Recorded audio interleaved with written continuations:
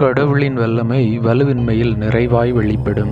கிறிஸ்து இயேசுவில் அன்புமிக்க சகோதர சகோதரிகளே, இன்று நாம் தாயாம் திருவையோடு இணைந்து திருவருகை காலத்தின் 3ஆம் வாரத்திலே புதன்கிழமையிலே இன்றைய இறை வார்த்தை வழிபாடானது இயேசுவினுடைய மூதாதையர் பட்டியலை நமக்கு தெளிவாக வெளிப்படுத்துவதாக அமைந்திருக்கிறது.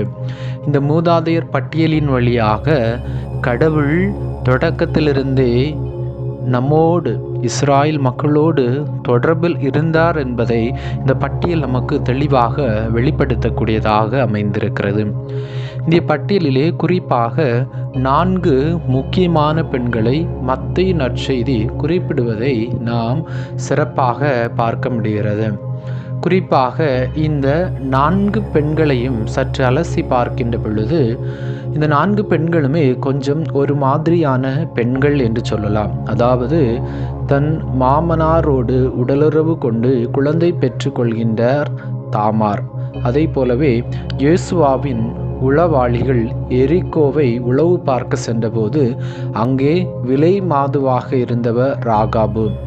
ஒரு வயலின் உரிமையாளரோடு யாருக்கும் தெரியாமல் அறுவடை காலத்தில் களத்தில் இரவு முழுவதும் சேர்ந்து உறங்கியவர் ரூத்து. தாவீதின் தூக்கமின்மைக்கும் மாலை நேர நடைக்கும் விலையாக வந்தவர் உரியாவின் மனைவி பெத்சேபா.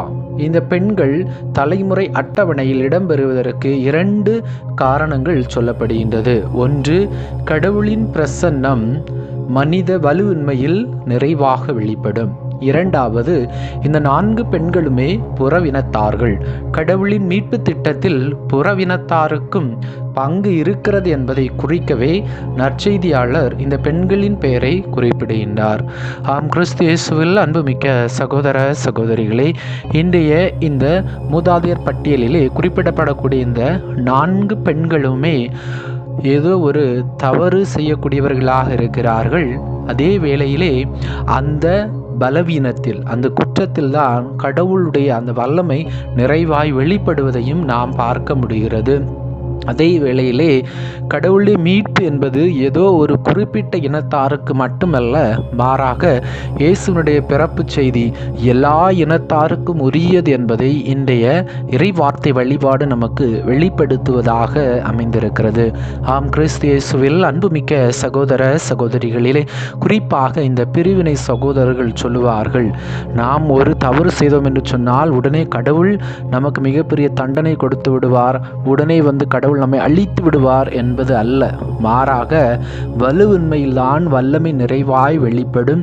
எல்லாருமே தவறு செய்யக்கூடியவர்கள், எல்லாருமே குற்றம் செய்யக்கூடியவர்கள். ஆனால் அந்த தவறுகளிலிருந்து கடவுள் நம்மை நிறைவாக ஆசீர்வதிக்கக்கூடியவராக இருக்கிறார். அதைத்தான் தூய பவுல் சொல்லுவார், என்னை ஒரு முள்ளானது தைத்து கொண்டே இருக்கிறது என்று சொன்னார். அதே வேளையிலே என்னால் இதை தாங்க முடியவில்லை என்று சொல்கின்ற அந்த வேளையிலே கடவுள் சொல்லுவார், என் வல்லமை உனக்கு போதும், என் அருள் உனக்கு போதும் என்று சொல்லி கடவுள் வலுவின்மையில் நிறைவாக நம்மை ஆசீர்வதிக்கக்கூடியவராக இருக்கிறார். ஆம், கிறிஸ்து இயேசுவில் அன்புமிக்க சகோதர சகோதரிகளே, ஒருவேளை நீங்கள் எப்படிப்பட்ட பாவியாக இருந்தாலும், கடவுளை விட்டு ரொம்ப தூரம் சென்றிருந்தாலும், கடவுளுக்கு எதிராக மிகப்பெரிய பாவியாக இருந்தாலும், கடவுளுடைய அன்பை உதறி சென்றிருந்தாலும், அவருடைய கட்டளையை கடைபிடிக்காமல் இருந்திருந்தாலும், அவரை விட்டு நீங்கள் நெடுந்தூரம் சென்றிருந்தாலும், எவ்வளவு பெரிய தவறு செய்திருந்தாலும், எந்த அளவுக்கு பிறரை காயப்படுத்தி இருந்தாலும், இந்த கிறிஸ்து பிறப்பு பெருவிழாவின் வழியாக நீங்கள் உங்களுடைய பாவங்களை ஆண்டவர் இயேசுவிடம் முழு மனதோடு, நான் தவறு செய்து விட்டேன், குற்றம் புரிந்து விட்டேன், உமக்கு எதிராக எப்படி அந்த உதாரி மைந்தன் தந்தையே உமக்கும் அதே போலவே இறைவனுக்கும் எதிராக தவறு செய்தன் என்று ஒத்துக்கொண்டாரோ, அதே போலவே நாமும் நம்முடைய பலவீனத்தை கடவுள் முன்பாக ஒத்துக்கொள்வோம்.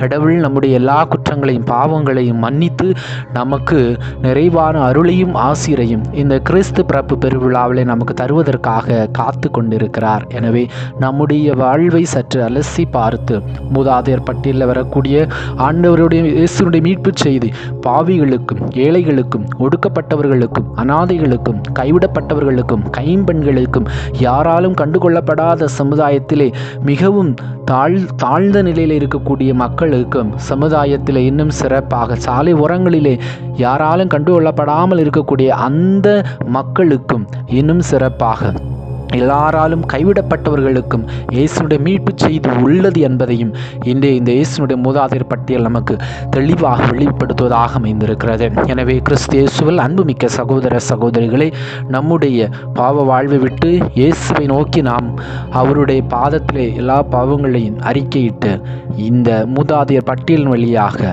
நாம் நிறைவான அருளையும் ஆசிரியரையும் பெற்றுக்கொள்வோம். இதற்கு தேவையான அருள் வேண்டி நாம் இறைவனை நோக்கி மன்றாடுவோம். எல்லாமல்ல இறைவன் தந்தை மகன் தூய ஆவி உங்களை நிறைவாக ஆசீர்வதிப்பாராக. ஆமீன்.